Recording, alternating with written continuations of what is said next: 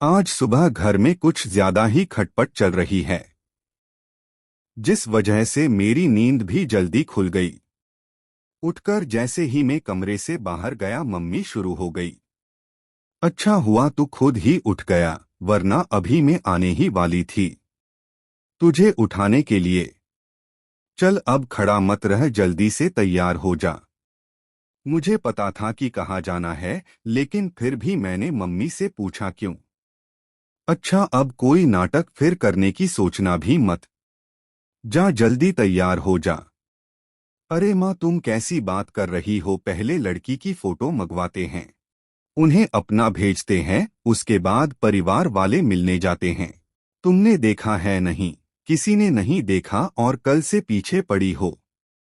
जाना है, वहां जाकर हमें अगर कुछ पसंद नहीं आया तो फिर। अरे मैं तेरी माँ हूं। और कितनी खूबसूरत लड़कियों की फोटो मंगवाई है तूने, कोई पसंद की कहीं गया मिलने? और वैसे भी हम तो मामा के यहाँ जा रहे हैं, उनके यहाँ पूजा में। वहाँ वो भी आएंगे, मामा ने देखा है। और अभी हम लोग कोई लड़की देखने या रिश्ते की बात करने नहीं जा रहे हैं। बस देख लेंगे, पसंद आया तो सोचेंगे। मामा करीब 50 किलोमीटर दूर रहते हैं। मामा ने गांव में अच्छा सा नया घर बनाया है, उसी के गृह प्रवेश की पूजा है।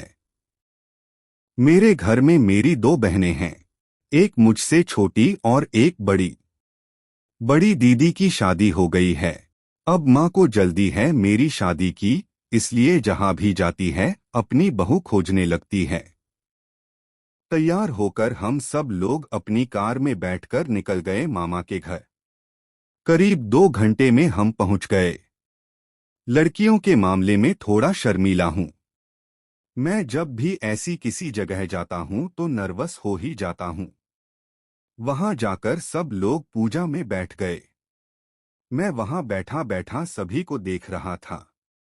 लड़कियों को देखकर यही सोच रहा था कि कहीं यह तो नहीं, कहीं यह वाली तो नहीं। खैर, पूजा खत्म हो गई। मैं कुछ काम से बाहर गया, वापस करीब 1 घंटे में आया। तब तक कुछ बात नहीं थी। सभी मेहमान भी खाना खा चुके थे। मम्मी मेरे पास आई और कही खाना खा ले फिर निकलते हैं। और सुन लड़की मैंने देखी है, मुझे कोई खास नहीं लगी। लड़की को उसके दादा दादी ने पाला है। शायद मामा ने उनसे भी बात चलाई होगी, इसलिए अब वो कह रहे हैं एक बार लड़का लड़की को अकेले में बात करवा दीजिए। वो लोग की जिद के आगे मैं मना नहीं कर पाया, तू एक बार बात कर ले। माँ, जब तुम्हें ही पसंद नहीं है तो मुझसे क्यों बात करवा रही हो? मम्मी, मैंने सिर्फ एक नजर देखा है। ऐसे किसी के मुंह पर थोड़ी मना किया जाता है। तू बात कर ले, फिर बाकी मैं संभाल लूंगी। मैं घर के बाहर एक गार्डन में बेंच पर बैठा, माँ ने कहा कि तू यही बैठ, मैं उसे यही भेजती हूँ। मैं वही बैठा रहा और अपने फोन में झांकता रहा। थोड़ी देर में वो आई और आकर कही, हेलो। मैंने अपना मुंह ऊपर किया। एक सिंपल सी थोड़ी सांवली सी लड़की थी। चेहरे पर कोई मेकअप नहीं, ना कोई खुशी या नर्वसनेस। शायद उसे भी पता नहीं था कि उसे लड़का दिखाया जाने वाला है। मैंने खड़े होकर उसे हेलो कहा और बैठने को कहा। अब हम दोनों एक ही बेंच पर थोड़ी दूरी पर बैठे थे। करीब 5 मिनट हो गए थे। मैंने उसे देखा, उसने एक भी बार मेरी तरफ देखी नहीं, ना ही कुछ बात की। 5 मिनट की चुप्पी के बाद वो बोली, अच्छा ठीक है, अब चलते हैं। लेकिन आप लोग अभी या तो फिर घर पहुंचकर जवाब दे ही देना, क्योंकि दादा दादी फिर आस लगा लेते।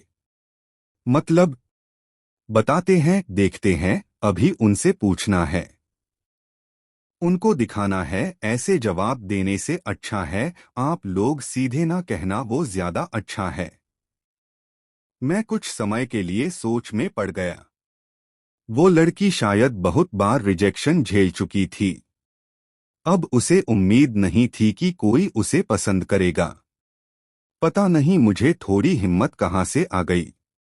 मेरा उससे बात करने का मन किया। मैंने कहा, पर आपको ऐसा क्यों लगता है कि मना करूंगा? उसने पहली बार होगा जब मेरी तरफ देखा होगा। मैं आपको पहले ही बता दूं कि मैंने बड़ी मुश्किलों के साथ अपनी पढ़ाई की है। अब मैं एक जॉब करती हूं। अपने दादा दादी की जिम्मेदारी मुझ पर है। शादी के बाद भी मैं यही करूंगी। उनका मेरे सिवा कोई नहीं है। उनका ख्याल मुझे ही रखना है। आपकी मम्मी जी को भी मैंने सब पहले ही बता दिया है। मैं कई बार रिजेक्ट हुई हूं। अब मुझे पता चल गया है ना कहने वाले चेहरे किस तरह के दिखाई देते हैं।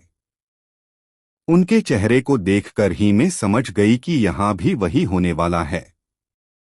इसलिए मैंने आपसे कहा कि जो भी हो साफ साफ कहिएगा। अंजलि इतना कहकर उठी।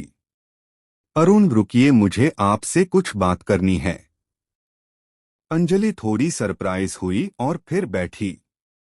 कुछ मिनट का हमारे बीच में फिर सन्नाटा रहा, लेकिन मेरे मन में बहुत कुछ चल रहा था।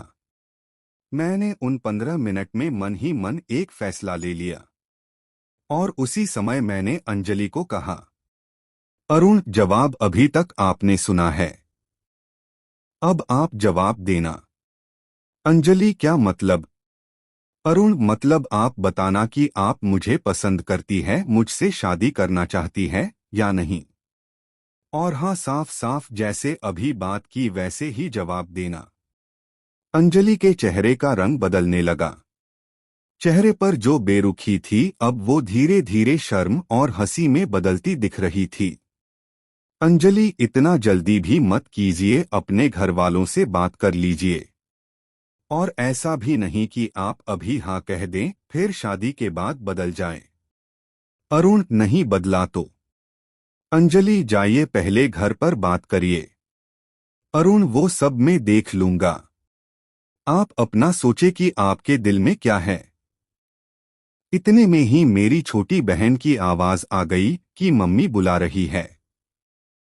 मैंने जाने के पहले फिर कहा, अगर आप अपना नंबर देना चाहे तो डॉट। अंजलि ने कुछ नहीं कहा, शायद उसे अभी तक विश्वास नहीं था। मैंने अपना नंबर उसे एक कागज पर लिख कर दे दिया। अंजलि ने कुछ नहीं कहा, शायद उसे अभी तक विश्वास नहीं था।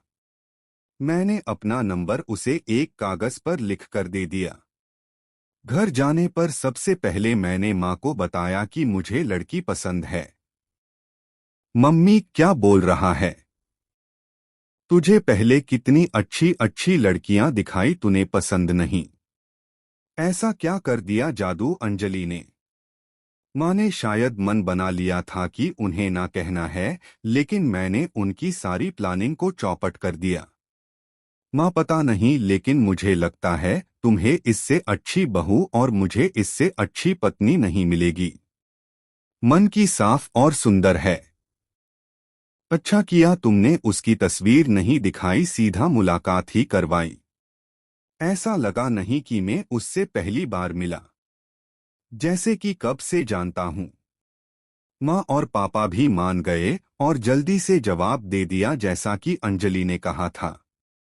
मामा के हाथ खबर भिजवा दी कि हमारी हाँ है। अगले दिन अंजलि का फोन आया। अरुण, हाँ बोलो, जल्दी से बताइए हाँ या ना। हाँ हो तो हम शादी की तारीख निकलवाए। अंजलि कुछ नहीं बोली, सिर्फ रोने लगी। बहुत दिनों से शायद आंसू को संभाले बैठी थी, रोके बैठी थी, आज पूरे बहे। मैंने भी उसे रोने दिया। यह थी हमारी पहली मुलाकात। सिर्फ 15 मिनट में प्यार हुआ और शादी हो गई। और मैं सही साबित हुआ। अब मेरी माँ कहती है कि मुझे इससे अच्छी बहू नहीं मिल सकती थी। आपको यह कहानी कैसी लगी हमें कमेंट कर जरूर बताएं। इसी तरह की अच्छी कहानियाँ सुनने के लिए हमारे चैनल को सब्सक्राइब जरूर करें।